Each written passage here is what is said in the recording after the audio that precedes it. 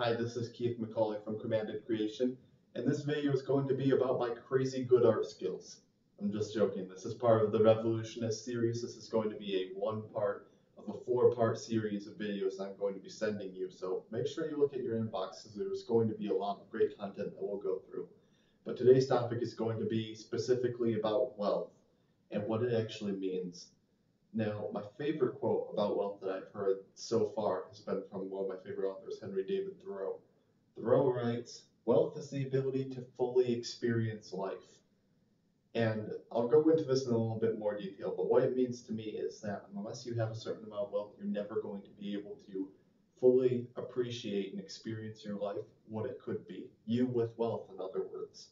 Now, a lot of us are taught to fear wealth, to be afraid of it, because we think that it will make us into terrible, horrible people somehow, that will become greedy, that will become selfish, maybe even, seclude ourselves from all of society and become weirdos. I don't know, you may have your own things, but those are some of the things I can remember off the top of my head that I certainly was taught at a younger age. I can tell you now that's complete and total bull crap. So the first point that I want to bring up about this video is the topic of gravity on wealth. What that means is you are held down and held back to the things that you could do by wealth. Like for instance, a story that comes to mind is a couple of years ago, in fact, friends of mine had actually gone on a retreat with jet skis and boats and all sorts of water sports, and they came back the following weekend and told me how great it was, how fantastic it was, how exhilarating it was, and I was a little bit jealous, I'll admit. And I thought, man, that would be so great if I could do something like that, if I could have my own watercraft, if I could just spend a weekend on the water and just have fun. But a voice in my head would pop up and say, you can't do that because you don't have the money, because you're not wealthy. And I'm sure you've had similar experiences. I'm sure that you've had things that you really want to do that have been held back from you because you don't have that certain amount of money. Wealth eliminates the gravity of what's holding you down, putting you back to earth, as it were, and keeping you from doing what you really want. Secondly is your experience.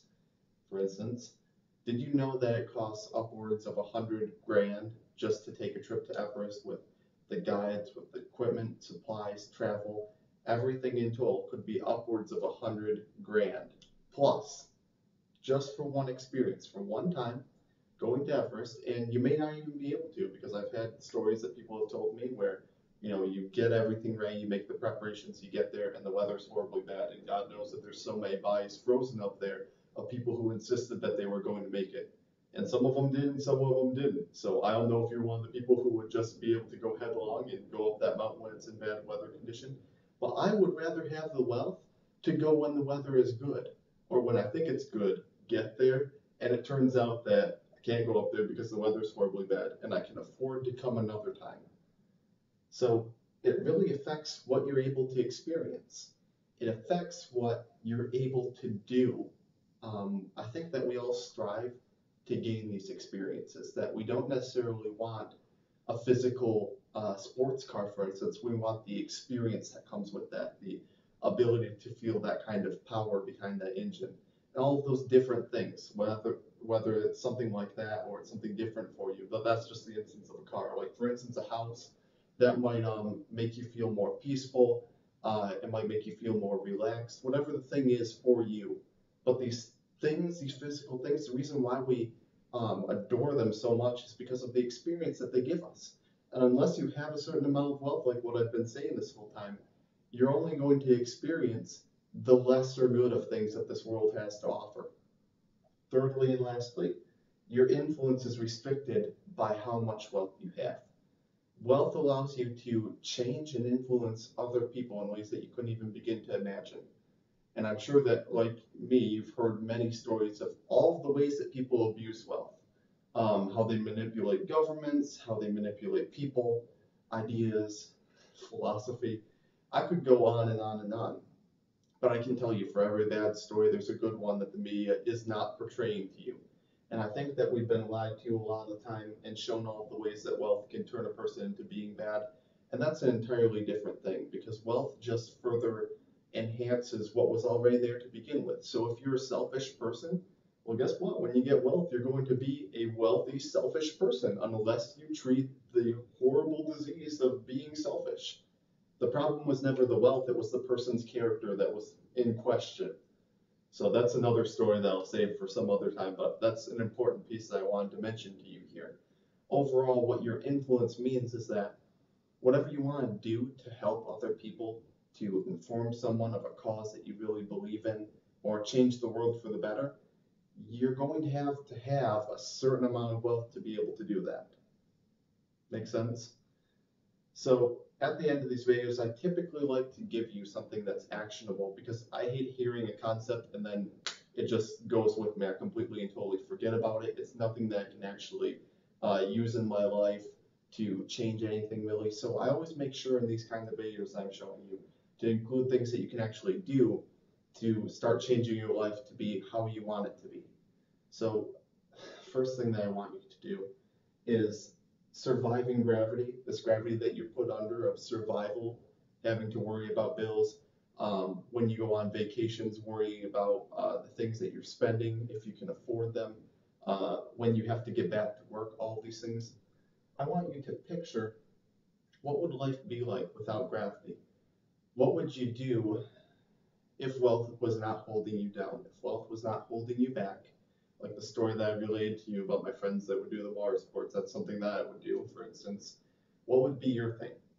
What would be your ideal thing that you would do if the gravity of wealth was not holding you back? I would like you to write 5 things this week if you can, 10 if you can also go all the way, make the home run, and write 10 things on a list this week about what you would do if gravity were not holding you back, the gravity of wealth. Second, I would really like you to write down 3 things at least, 5 if you can, but 3 would be great this week, of what experiences would you like to have? Whether that would be the experience of being exhilarated, happy, at peace, whatever those things may be. These are just concepts. They aren't the physical things that you can buy with wealth. They're more of like emotional concepts, sort of. Stick with me here. Like I mentioned, being happy, being more free. Write down what's important to you. What do you like as far as human experience goes? What are you going for here? So write 3 things down, 5 if you can this week. Thirdly and lastly, what I would like you to do is write down what you would do if you had wealth. Would you give it to charity? What charity?